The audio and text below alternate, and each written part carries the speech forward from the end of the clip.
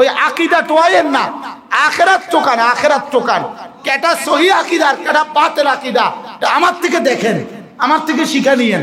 কোনটা লই আপনার সমস্যা হয়, কোন আকীদার কারণে আপনার কারে সমস্যা মনে হয়, আমার থেকে জিগায়েন। আমি আজকে 1-2 দিন না, ধোঁকাবাজ এতদিন থাকে না এক জায়গায়, কথা বলেন না কেন?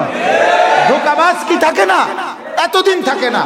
আমি প্রতারক না, আমি ধোঁকাবাজ না, আমি আপনাদেরকে ধোঁকা দিচ্ছি না, আল্লাহর নামে ধোঁকা দেই না, রাসূলের নামে ধোঁকা দেই না। অতএব এটা মেহেরবানি করে ফিকির করেন মিয়া, নামাজ সুন্দর করেন, নামাজ সুন্দর করেন, সূরা কেরাত সুন্দর করেন, এই গাফলতিটা ছাড়েন আপনারা। খুশু হলো দুইটা জিনিস, বাহ্যিক অঙ্গ প্রত্যঙ্গ নামাজের মধ্যে স্থির থাকা, সুকুন, এবং অন্তর আল্লাহ ভিন্ন সব কিছু থেকে মুক্ত হয়ে আল্লাহ পাকের ধ্যানে স্থির থাকে। তার মানে অঙ্গ প্রত্যঙ্গ স্থির থাকা, অন্তরটাও স্থির থাকা। অঙ্গ প্রত্যঙ্গ স্থির থাকবে নামাজে, যখন অঙ্গ প্রত্যঙ্গ যেটা যেভাবে থাকা দরকার ওইভাবে রাখার দ্বারা। নামাজের মধ্যে চোখ দাঁড়ানো অবস্থায় সুন্নাত হলো সেজদার দিকে নজর রাখা। এখন আপনার নজর সেজদার দিকে নাই, তো খুশু নেই। বোঝা গেল কি নাই? আপনার নামাজের মধ্যে খুশু। নামাজের মধ্যে রুকু অবস্থায় চোখের নজর থাকবে 2 পায়ের আঙ্গুলগুলো এর দিকে। তাইলে আপনার নজর যদি ওই দিকে না থাকে তো কি নেই, খুশুওয়ালা নামাজ হলো। এই সহজ হিসাব। সেজদার মধ্যে নজর থাকবে নাকের দিকে, তো এদিকে নাই, তো খুশু নেই। এরপরে বসা অবস্থায় নজর থাকবে কোলের দিকে, তো এদিকে নাই, খুশু নেই। এরপরে ডান দিকে এবং বাম দিকে সালাম ফেরাবার সময় নজর থাকবে ডান কাঁধে এবং বাম কাঁধের দিকে। আপনি সেদিকে ফিরালেন না, তাইলে আপনার খুশু হলো না। এটা একটা জিনিস। চোখ। হাতের ব্যাপারে 4টা জিনিস। নিয়ত বাঁধবার সময় কবজির মধ্যে 2 আঙ্গুল দিয়ে উপরে 3 আঙ্গুল শক্তভাবে ধরা। রুকুর সময় সবগুলো হাতের আঙ্গুল একদম ফাঁকা ফাঁকা করে মজবুত করে হাঁটু ধরা। সেজদার সময় সবগুলো হাতের আঙ্গুল একদম মিলায়া সমান করে রাখা। আর বাকি সব অবস্থায় হাতের আঙ্গুল স্বাভাবিক রাখা। এই কয়টা হলো? 4টা। এগুলো ঠিক এভাবে এভাবে রাখা, যেটা যেভাবে বলছি, এটা খুশু। এটা যার নাই তো তার নামাজের মধ্যে খুশু, নামাজের মধ্যে খুশু। তারপরে নামাজের মধ্যে তেলাওয়াত, সহি শুদ্ধ হওয়া, এটাও খুশুয়ের অংশ। আপনার সূরা কেরাত শুদ্ধ নাই, আপনার নামাজ সুন্দর হবে কিভাবে? আপনার নামাজ জান্নাতি নামাজ কিভাবে হবে? আপনি রিডিং পড়তে আছেন ভুল, আপনি উচ্চারণ করতেছেন ভুল, তাহলে এটা সহি শুদ্ধ পড়া হবে কিভাবে? তাহলে আপনার সূরা তাব্বাত ইয়াদা কুল হুয়াল্লাহ এই সূরা শুদ্ধ না, আলহামদুলিল্লাহ সূরা শুদ্ধ না, আত-তাহিয়াতু এটা শুদ্ধ না। আপনি সঠিকভাবে পড়েন না, আর সঠিকভাবে না পড়লে অর্থ বিগড়ে যায়। আলহামদু আর আলহামদু এক কথা। আরবিতে কলবুন বড় কাফ, কালবুন অর্থ হলো অন্তর, আর ছোট কাফ দিয়ে পড়লে কালবুন অর্থ হলো কুকুর। ব্যতিক্রমটা কেমন ব্যতিক্রম? এই কারণে কুল হুয়াল্লাহ বললে অর্থ হলো বলুন, আর কুল হুয়াল্লাহ বললে হয় খান, খেয়ে ফেলুন, ওই আল্লাহরে খাইয়া ফেলেন যে আল্লাহ এক। তাহলে কতটা ব্যতিক্রম হয়ে গেল। এরকম অর্থের মধ্যে আরবিতে উচ্চারণ, আরবি ভাষার এটা একটা বৈশিষ্ট্য যে মাখরাজ, প্রতিটা অক্ষরের আলাদা আলাদা উচ্চারণ আছে। এই উচ্চারণের ব্যতিক্রমের কারণে পুরা অর্থ বদলে যায়।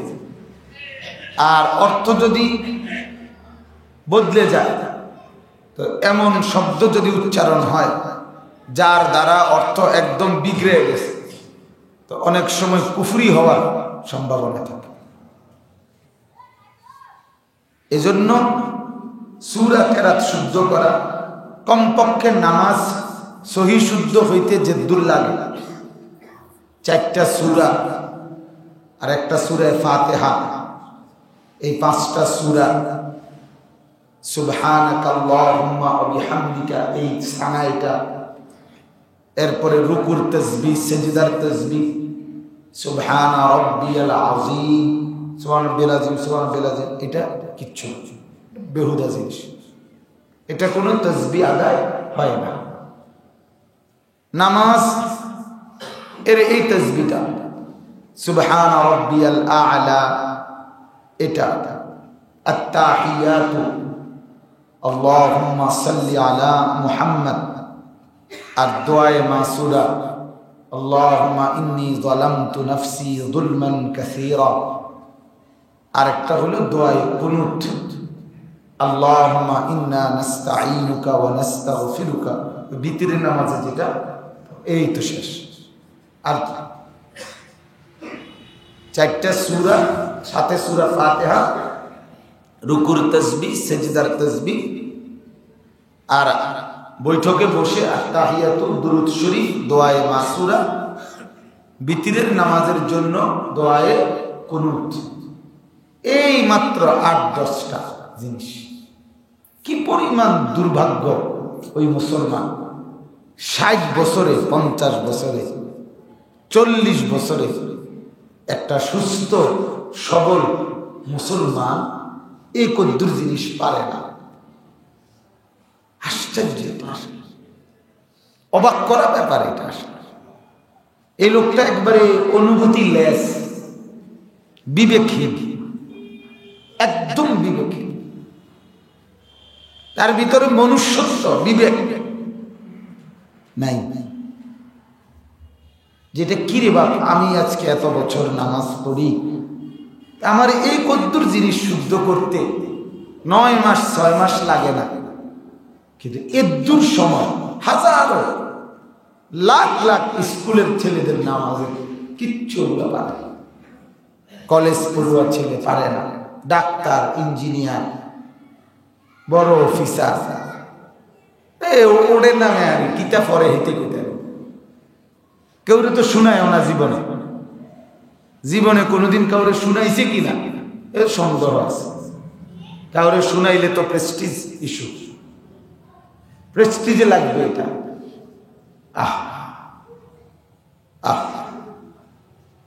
আবু তালেবের মতো কথা।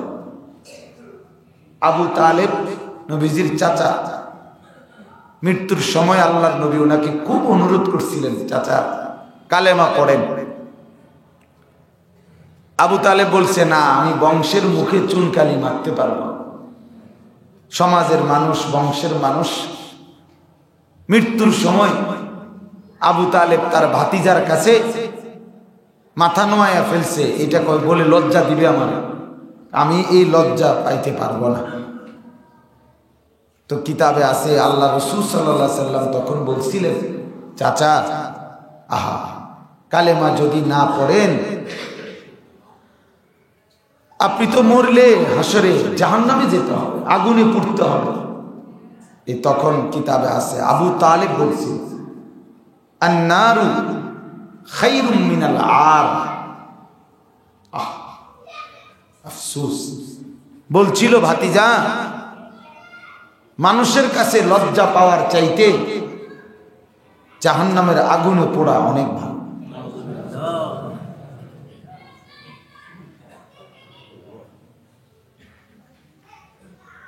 মানুষের কাছে লজ্জা পাওয়ার চাইতে আগুনে পোড়া ভালো। চিন্তা করছেন কি পরে ভাই মৃত্যুর মুহূর্তে আবু জাহাল আবু লাহাব পাশে ছিল, পড়তে দেয় না। সমাজপতি, এজন্য আমাদের অনেকের মধ্যে একটু শুধু শরমটা ভাঙব এদূর পারতেছে না, শুধু এই করতে আর কিচ্ছু। সময়ও আছে, সুযোগও আছে, হুজুরও আছে, মাদ্রাসাও আছে, শেখাবার মতো তার সব আছে। নামাজের এই দোয়া কালামগুলো শিখতে কোনো 10 লাখ টাকা লাগবে না, এটার শিখার জন্য কোনো হাজার হাজার ঘন্টা লাগবে না, এটা শিখবার জন্য কোনো সিমেন্টের বস্তা কাঁধে লইতে হবে। কিন্তু কেন শিখছেন না? কত বললাম আমার এই 6 বছরের জীবনে এই কথাটা আমি 1000 বার বলছি, শতবার বলছি এই কথাইটা, যে কোরআন শরীফ শুদ্ধ করেন, সূরা কেরাত শুদ্ধ করেন, অনেক বলছি। মুরব্বীদেরকে অনুরোধ করছি, প্রত্যেক রমজান আসলেই কি বলেন মাস্টার সাহেব, বলছি না আমি আমার হক আদায় করে আপনাদেরকে বলতেছি, প্রতিটা বছর রমজান আসলেই, রমজানের কাছাকাছি সময় হলেই আমি এটা বলি যে কোরআন শরীফটা শুদ্ধ করেন। আজকে স্কুল বন্ধ, কলেজ বন্ধ, ইউনিভার্সিটি বন্ধ, প্রাইমারি স্কুলগুলো বন্ধ। আহা, মা বাপরা একটাবার ফিকিরও করল না যে আমার বাচ্চাটার এই ফাঁকে কমপক্ষে কোরআন শরীফটা শুদ্ধ করায়। কতটা সহজ সুরত ছিল। আজকে 10 মাস 14 দিনের বন্ধ দিছিল মার্চ মাসে। প্রথম বন্ধটা ছিল 14 দিনের বন্ধ, 14 দিনের বন্ধ আজকে 10 মাস হয়ে গেল, এবং সামনেও কখন খোলে তার কোনো কি নেই, চূড়ান্ত কোনো ঘোষণা নাই। যতক্ষণ পর্যন্ত ইউরোপে করোনা না কমবে ততক্ষণ আমাদের দেশে কমলেও আমাদের এই সমস্ত দেশ, অর্থাৎ আমরা হলাম ইউরোপের গোলাম, আমরা হলাম ইউরোপের গোলাম, ওরা আমাদের মনি, ওদের সিদ্ধান্তই আমাদের সিদ্ধান্ত। আমাদের রুগী আর ওদের রুগী আকাশ পাতাল ব্যবধান, আমাদের মৃতের সংখ্যা আর ওদের মৃতের সংখ্যা আকাশ পাতাল ব্যবধান। এখনো ওদের যদি মরে থাকে 3, 4, 5, 6 লাখ, আমগো তার 1000 ভাগের 1 ভাগও হয়েছে না এখনো। কিন্তু না, আমাদেরকে তাদের সাজেশন পরামর্শ মানতেই হবে। আমাদের বাচ্চাগুলো এই পরিমাণ একবারে বেসামাল। আমার প্রতিদিন আফসোস লাগে, এটা প্রতিদিন মনে হয় কথাটা, ছেলে পেলেগুলো কি করতেছে জিন্দেগিটা। একটা মানুষ কতক্ষণ অবসর থাকে আপনি? আরে একজনে ঘুমাইতে লাগলো, কতক্ষণ ঘুমাইতে হবে? 7, 8 ঘন্টা 10 ঘন্টা নাইলে ঘুমাইলো, এরপরে তো তারও উঠে যাইতে মন চায় আর ঘুমাইতে ভালো লাগে। একটা বাচ্চা আজকে 10টা মাস ধরে কি করতেছে? অনলাইনে পড়ে, অনলাইনে। ভালো পড়ুক, আমরা অফলাইনে পড়ি। ওরা অনলাইনে পড়ে, আমরা অফলাইনে পড়ি। যাই হোক, তো আমার বলার উদ্দেশ্য হলো এই কথাটা যে নামাজের মধ্যে খুশু এর এটাও একটা অংশ যে আমার জবানের উচ্চারিত শব্দটা সহি হওয়া। আল্লাহ তাআলা কোরআনুল কারীমের মধ্যে বলছেন, মা ইয়ালফিজু মিন কাউলিন ইল্লা লাদাইহি রাকীবুন আতীদ। আমার বান্দা ডান কাঁধের এবং বাম কাঁধের ফেরেশতা তোমার সমস্ত আমল তো লেখে, কিন্তু শুধু তোমার জবান দিয়ে কি বের হয় শব্দগুলো, আল্লাহ বলেন এটা লেখবার জন্য আমি আল্লাহ আরেকজন ফেরেশতা রাখছি আলাদা। বুঝছেন না কথা? এটা ডান কাঁধের ফেরেশতা, এটা কি বাঁশি, এটা বারবার ডান কাঁধের বাম কাঁধের ফেরেশতা সবকিছু লেখে, কিন্তু এই একটা ফেরেশতা প্রত্যেকের সাথে আলাদা আছে, যিনি শুধু আমার মুখের উচ্চারিত শব্দগুলো লেখে।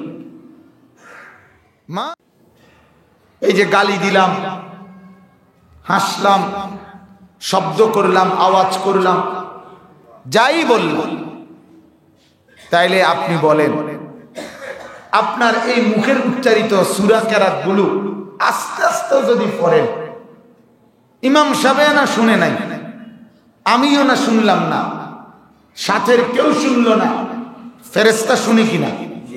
তো উনি যে লেখে, উনি পড়ে, আপনি পড়েন ভুল, ও উনি শুদ্ধ করে লেখে কে? উনি কইছে দেখ বেটা যখন বুঝছে না, আমি বুঝছে লিখি।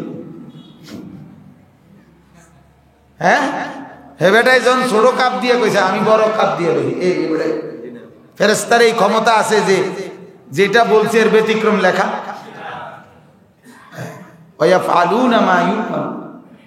আল্লাহ বলছে ফেরেশতারে যে আদেশ করছি সে শুধু ওইটাই করে, এর ব্যতিক্রম অন্য কিছু করতে পারে।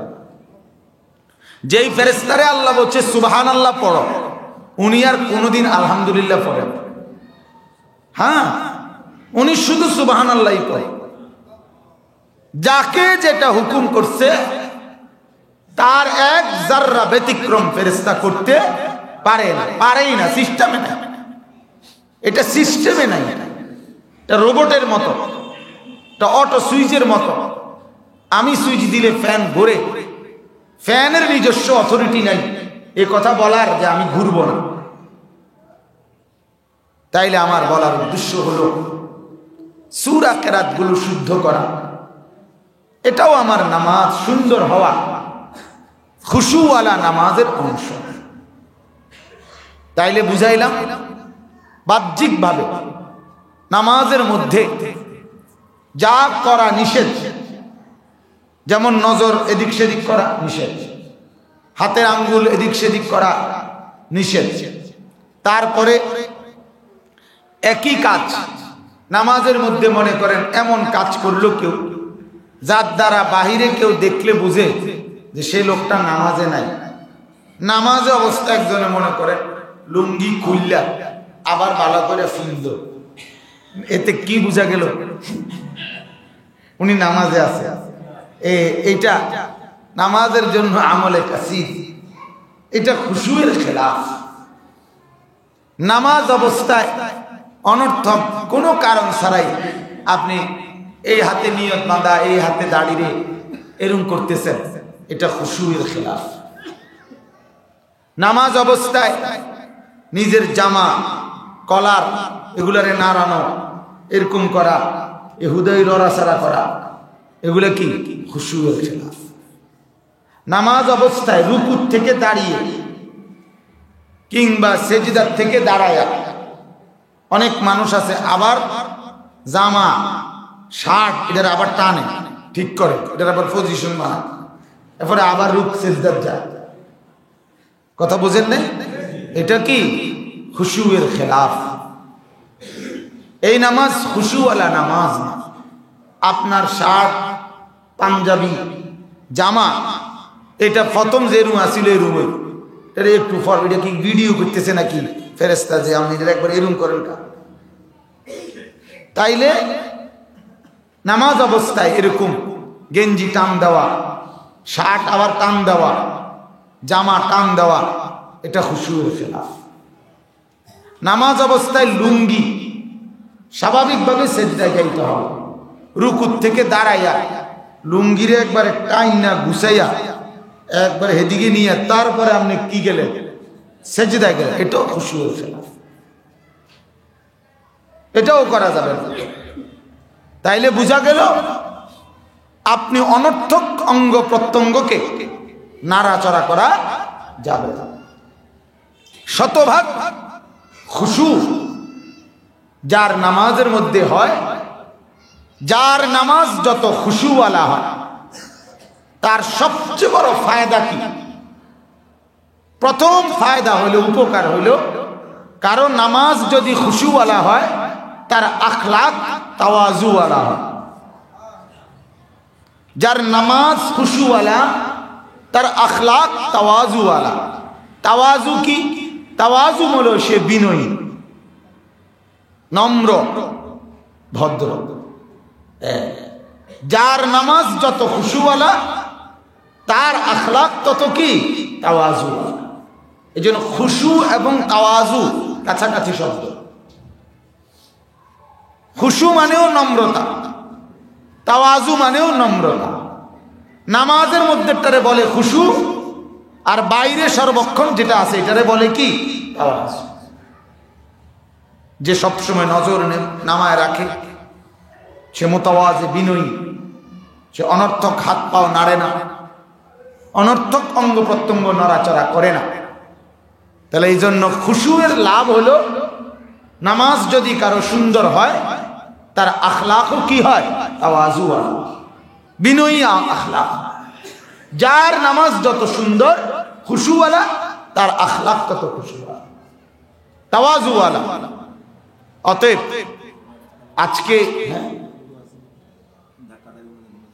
আজকে জরুরি বিষয় আপনাদের কাছে এটাই বলা, আল্লাযীনা হুম ফি সালাতিহিম খাশিউন।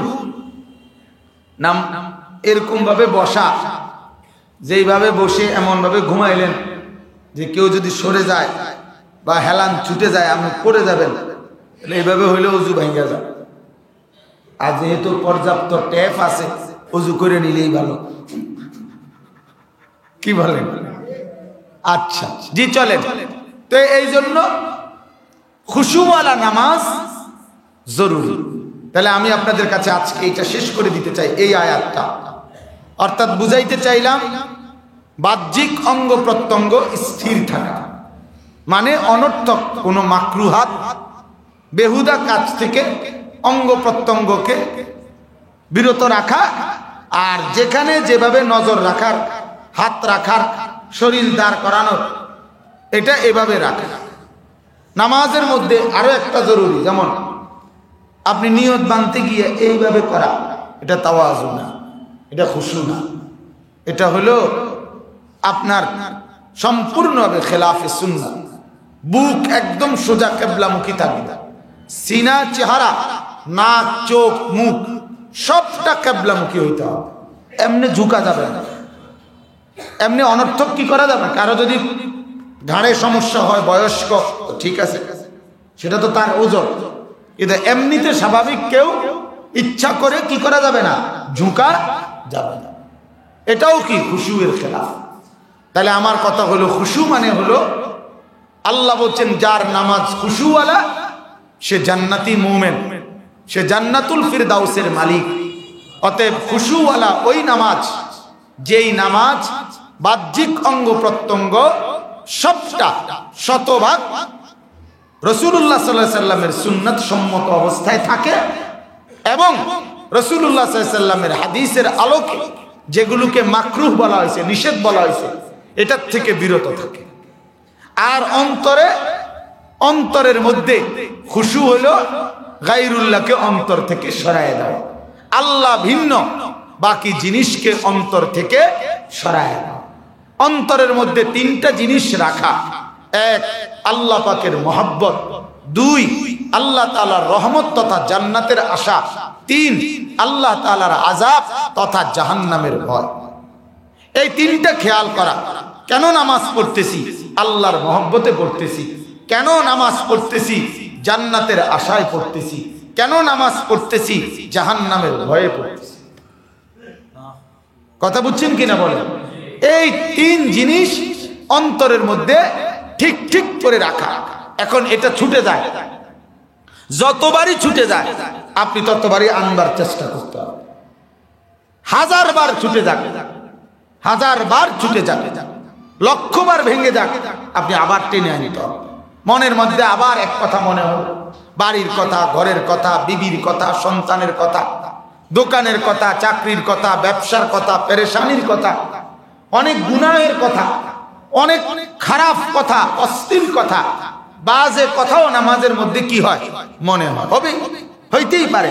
কারণ শয়তান নামাজের মধ্যে বান্দার অন্তরে 1000 কিসিমের জিনিস পুশিং দেয়।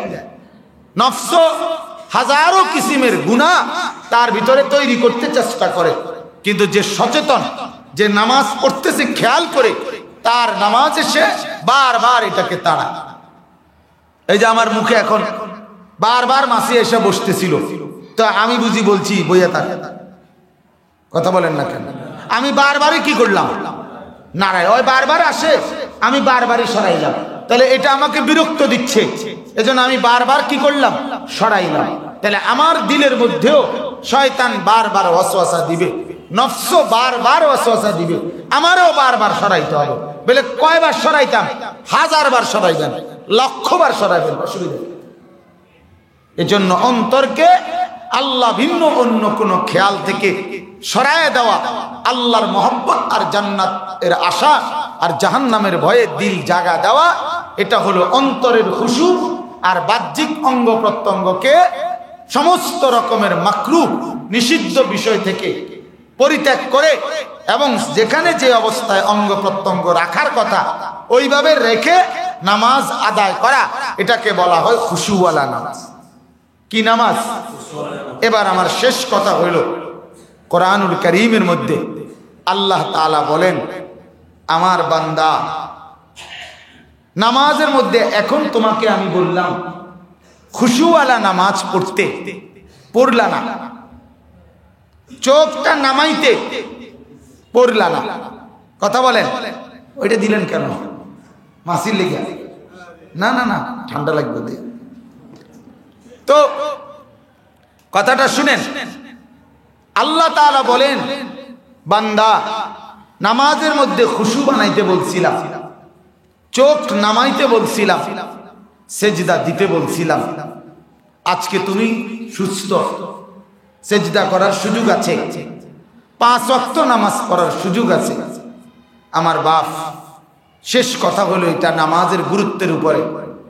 কোরআনুল কারীমের সূরা কালাম 29 পারায় একটা সূরা আছে। এই সূরার মধ্যে 2টা আয়াত আছে। আল্লাহ পাক পরিষ্কার বলছেন, ইয়াউমা ইউকশাফু আন সাকিন ওয়া ইউদআউনা ইলা সুজুদ ফালা ইস্তাতিউন। আল্লাহ তাআলা বলেন, আমার বান্দা শোনো, হাসরের ময়দানে তোমাদের প্রত্যেকের পায়ের টাকনু পর্যন্ত উন্মোচিত হবে। মানে তোমার ওই পায়ের টাকনু পর্যন্ত জায়গাটাকে ওইখান থেকে ঘাম দরিয়া থেকে সরাইয়া তোমারে পরিষ্কার জায়গা হাসরের মাঠে দেওয়া হবে, তোমারে দাঁড় করানো হবে, তোমারে দেখানো হবে, দেখো তোমার এই জায়গাটা এখন ক্লিয়ার আছে।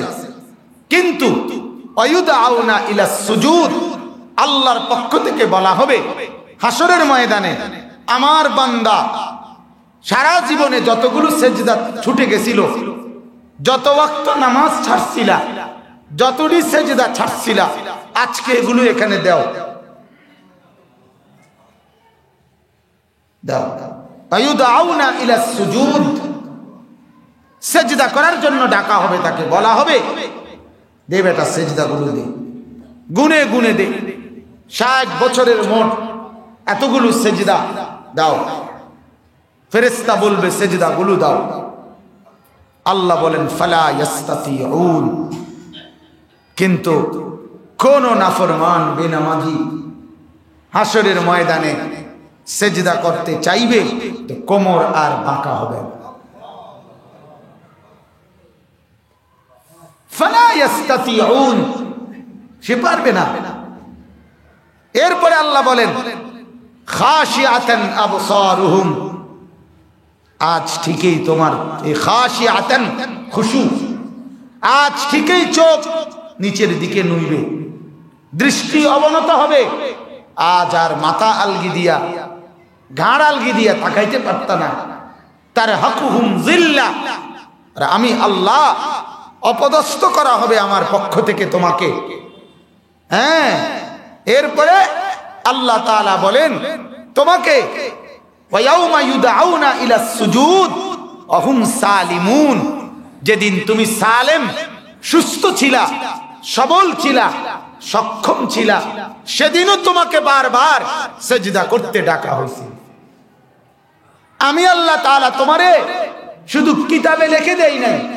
আরে মিয়া, যাকাতের কথা কোরআনে লেখা আছে, হজের কথা কোরআনে লেখা আছে, রোজার কথা কোরআনে লেখা আছে, আরে হালাল খাওয়ার কথা কোরআনে লেখা আছে।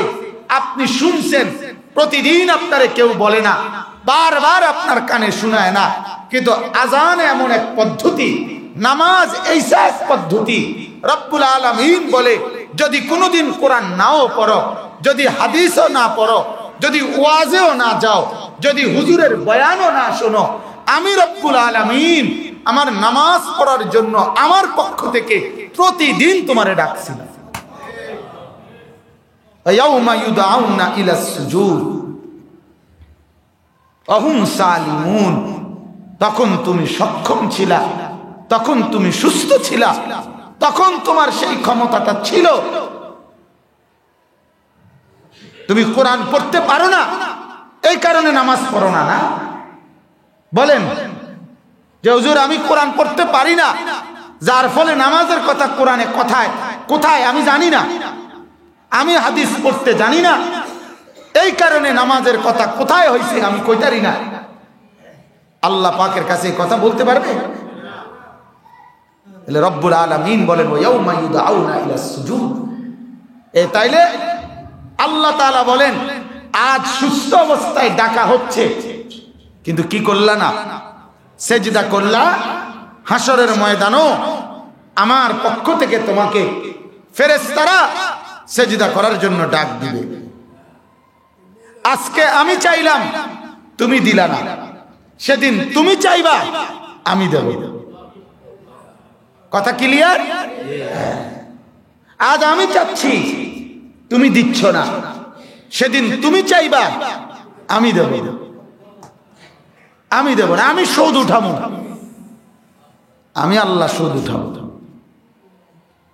আমি দেখবো তোমারে ভাত খাওয়াইয়া আমি পালছি, রিজিক দিয়ে আমি পালছি। হ্যাঁ, আমি তো পালছি, ঠিক আছে, চলো দেখবা। আজ আমি 5 বার ডেকে ডেকে বললাম হাইয়া আলাস সালাহ, তুমি 5 বারই ফিরাইয়া দিলা। তুমি প্রত্যাখ্যান করলা, মাওলা তোমারে আমার দরকার নাই, আল্লাহ তোমারে আমার দরকার নাই। আল্লাহ বলেন হাইয়া আলাল ফালাহ, কামিয়াবির দিকে আসো, সফলতার দিকে আসো। তুমি বললা না না না, যাব না ওখানে। সফলতা দোকানে, সফলতা চায়ের আড্ডায়, সফলতা মদের আড্ডায়, সফলতা টেলিভিশনের দুয়ারে, সফলতা মোবাইলে, সফলতা ফেসবুকে, সফলতা এক নারীর সাথে গল্পে। এই জন্য আমার বাপ, আমি এরপর ইনশাআল্লাহ সামনের জুমায় পরবর্তী আয়াত বলবো। আজকে এতটুকুই যে জান্নাতি মুমিনের পরিচয় হলো, জান্নাতি মুমিন সর্বদাই কি পড়ে? নামাজ পড়ে, এবং খুশুয়ের সাথে কি পড়ে? নামাজ পড়ে। আর খুশুওয়ালা নামাজ আমাদের প্রত্যেকের জন্য জরুরি। খুশুওয়ালা নামাজ পড়ার জন্য নামাজের ফরজ কি কি, নামাজের ওয়াজিব কি কি, নামাজের সুন্নত কি কি, নামাজের মুস্তাহাবগুলো কি কি, নামাজের মধ্যে হারাম কাজ, নিষেধ কাজ, মাকরুহাতগুলো কি কি, এগুলো জানা দরকার, এগুলো পড়া দরকার, এগুলো শেখা দরকার। যে আমার কোনো ফরজ ছুটে গেল কিনা, ওয়াজিব ছুটে গেল কিনা, সুন্নত ছুটে গেল কিনা, মুস্তাহাব ছুটে গেল কিনা, আর আমার নামাজের মধ্যে কোনো মাকরু নবীজি নিষেধ করছেন এটা করবা না ওটা করবা না এমন কিছু ঢুকলো কিনা, করার জিলা এগুলো ছুটলো কিনা, না করার কথা এগুলো হয়ে গেল কিনা, এগুলো জানা দরকার কিনা বলেন? জানা দরকার। অতএব এইটা জানান, এটা শিখেন। নামাজের জন্য এখানে বই আছে, কিতাবুস সুন্নাহ, এছাড়াও আরো বই আছে। নামাজের হাজার মাসআলার বই মনে হয় আছে একটা, আরো আছে, থাকতে পারে। নামাজের জন্য বই কিনেন, বই কিনে নামাজের মধ্যে কিভাবে শিখতে হয় কোন আলেমে দ্বীন থেকে শিখেন, কোন নুরানি মাদ্রাসার হুজুরের কাছ থেকে শিখেন, কোন আল্লাহ ওয়ালার কাছ থেকে নামাজ শিখেন।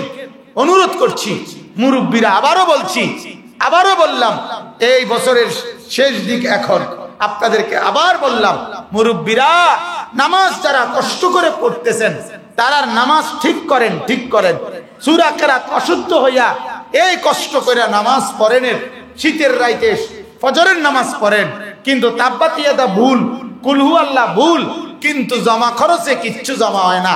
আসমানে কি আছে, লাভ হচ্ছে না। এজন্য রুকু হয় কিনা, সেজদা হচ্ছে কিনা, রুকু তেলাওয়াত হচ্ছে কিনা, ওযু হইতেছে কিনা, আবারও অনুরোধ করছি, আবারও আমার এই নিয়মিত মুসল্লি যারা, এরা আমার পার্মানেন্ট মুসল্লি, আপনারা, আপনাদেরকে বললাম নামাজ ঠিক করেন। মেহেরবানি করে ইমাম সাহেবের কাছে, এই ইমাম সাহেবের কাছে নামাজ শিখেন, তার কাছে সূরা কেরাত শিখেন। আপনারা, আপনাদের কাছে অনুরোধ, আসরের পরে সময় দেন, মাগরিবের পরে সময় দেন, ইমাম সাহেবরে জোর করে বসাইয়া এরপরে শিখেন। ওইখানে কওমি মাদ্রাসার ছাত্র আছে, মাদ্রাসার হুজুর আছে, ওই আকীদা টোয়াইয়েন না, আখিরাত চোকান, আখিরাত চোকান। কেটা সহি আকীদা, কেটা বাতিল আকীদা, আমার থেকে দেখেন, আমার থেকে শিখে নিয়েন। কোনটা লই আপনার সমস্যা হয়, কোন আকীদার কারণে আপনার কারে সমস্যা মনে হয়, আমার থেকে জিগায়েন।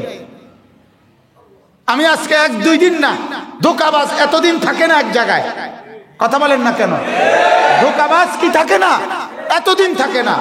আমি প্রতারক না, আমি ধোঁকাবাজ না, আমি আপনাদেরকে ধোঁকা দিচ্ছি না, আল্লাহর নামে ধোঁকা দেই না, রাসূলের নামে ধোঁকা দেই না। অতএব এটা মেহেরবানি করে ফিকির করেন মিয়া, নামাজ সুন্দর করেন, নামাজ সুন্দর করেন, সূরা কেরাত সুন্দর করেন, এই গাফলতিটা ছাড়েন। আপনারা, আপনাদের বয়স্কদেরকে বলছি, আপনারা কোরআন কেমনে শুদ্ধ করবেন, সূরা কেরাত শুদ্ধ করবেন কেমনে, এখনো সময় আছে। মৃত্যুর আগে ঠিক করে যান, মরার পরে ঠিক করার কোনো সুযোগ নাই। এখনই শরম ভাঙ্গালান, পরে শরম ভাঙলে কোনো লাভ হবে না। আল্লাহ আমাদেরকে বুঝা মানা আমল করা সহজ করে দেন, আমিন। যারা সুন্নাত পড়েন নাই, ঠিক আছে।